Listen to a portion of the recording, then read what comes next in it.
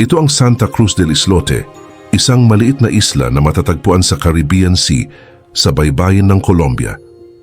Ang isla ay may sukat lamang na humigit kumulang 0.012 square kilometers o halos 1.2 ektarya na halos sinlaki lang ng 2 football field.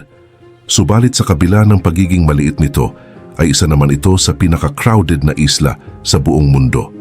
Tinatayang nasa 500 hanggang 1,200 na katao ang naninirahan dito, habang ang population density nito ay halos 40,417 people per square kilometer.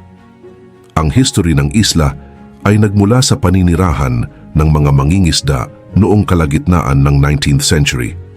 Ang mga unang settler ay nangolekta ng mga materyales mula sa dagat na kanilang ginamit para palawakin pa ang isla. Habang lumalaki ang komunidad ay nagkaroon ng natural na paglobo ng populasyon dahil sa pagkakaroon ng maraming henerasyon ng mga pamilya na nanatili sa isla. Sa paglipas ng panahon, unti-unti nilang na-occupy ang bawat sulok ng isla, kaya ito ay naging isa sa mga pinaka-crowded na lugar sa mundo.